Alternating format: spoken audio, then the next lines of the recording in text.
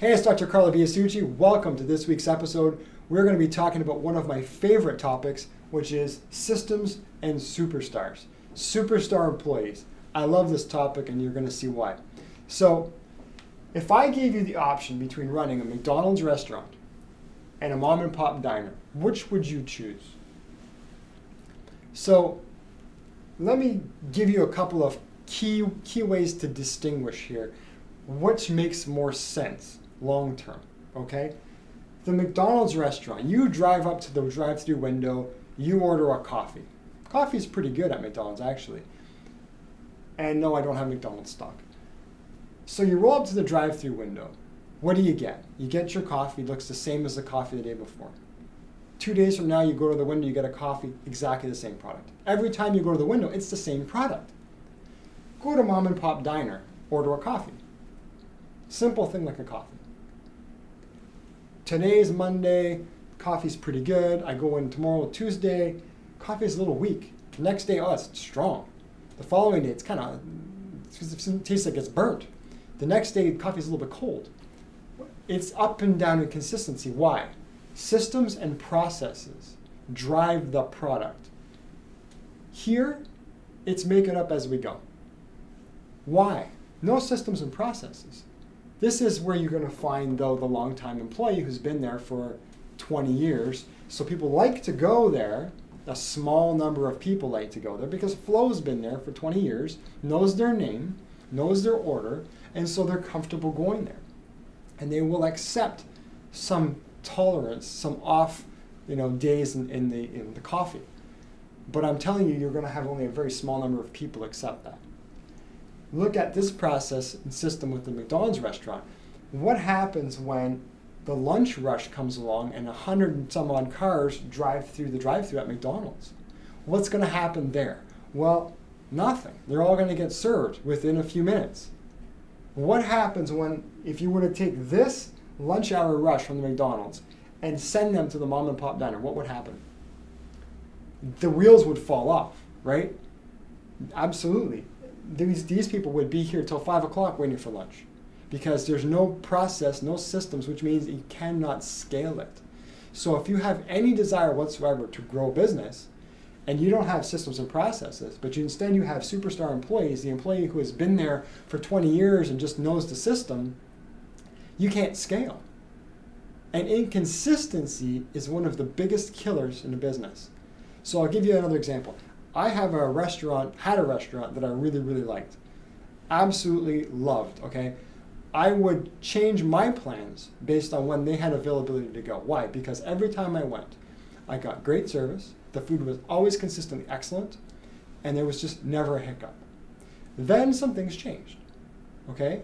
Changing the chef, changing the wait staff. Now the food is up and down. Some nights it's good, some nights, my usual favorite dinner is not that great. So what happens when that starts to happen? Well, now you start to get this seed planted in your mind, maybe I should be looking elsewhere. And this is exactly what your patients are going to do, by the way, because there was a great study done that shows that someone who rates your practice a 4.8 out of 5, instead of a 5 out of 5, small little difference, right? Means a 6 times difference in repeat business. I mean, can you believe that? If it's only a 4.8 out of 5 experience, it's 6 times less likely they will come back because something is off. There's inconsistency. The big killer is that when the experience is inconsistent and someone says, hey, can you recommend a restaurant that I could go to? You're going to think twice before you send them there because I don't know if I want to send them there. What if the food is bad today? What if it's one of their off days? So referrals will tank. And that ends up starting to kill this scenario.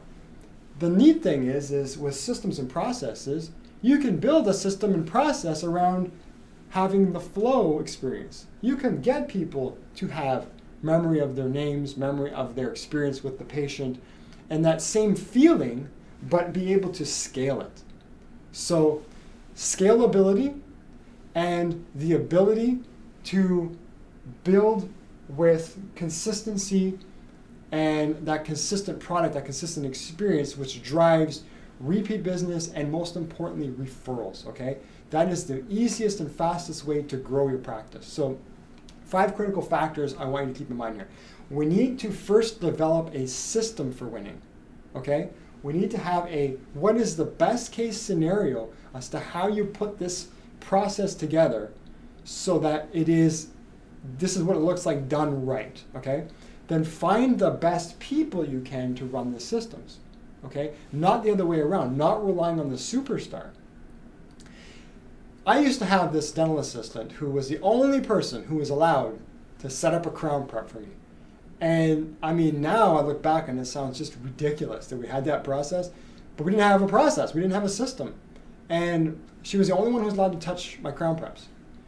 And now the system that we have built with room setup and Steri, I swear the next person who walks down the sidewalk in front of my practice with about 1 minute of explanation could set up that crown prep properly. I mean, that's all it takes. Develop the system and then find the best people you can to run those systems. Because what happens is this will insulate your practice and your patients from inevitable turnover. What happens when Flo, who's been here for 20 years, or the only dental assistant who can set up a crown prep, leaves? The system's gone with them? That's insane. You're hurting your patients by having that process, because now when the patient comes back, they're going to have a bad experience because the new person doesn't know and there's nowhere for them really to learn. Even if you show them, what about the repetition? What about the process? What about the time frame to get to the level of practice to get good at it? Well, if you have a system and a process clearly delineated, all you need is a great person, best you can find, and they will have excellent results because the system makes it so. It also allows your practice to keep growing to its full potential instead of reaching a plateau because that person is limiting the growth. So you have Mary at the front desk who's been there for 20 years. Great, she's awesome, everybody likes her. But every time you want to implement something, you go to a course, you buy a program, you watch a video on YouTube, and you get some great ideas. And you go back to Mary and you say, hey Mary, I want to try this. We can't do that. Better just leave well enough alone. There's no time for that. Well, your practice is never going to grow beyond Mary's desire to grow. If you have a system that drives that whole process, and a person running the system, if the system grows, the system evolves a little, then the person just used to running that system, your practice will grow to its full potential. What you want for your practice, not what an employee who's stuck where they are decides to limit your practice growth. So your role as a leader will then become to grow more leaders. When you have a systems and processes driven practice, your only focus now is just to grow more leaders to be able to manage and run the processes. You don't have to worry about managing people and trying to keep everybody happy all the time because it's an impossible thing, and being held hostage by staff members that you just can't afford to lose. So this could be a huge game changer for your practice. By switching to a systems-driven practice, it has literally changed my entire practice, and it's what it's allowed to grow at the rate that we have. So I hope you found this useful. Have a great week. I look forward to seeing you in the next episode.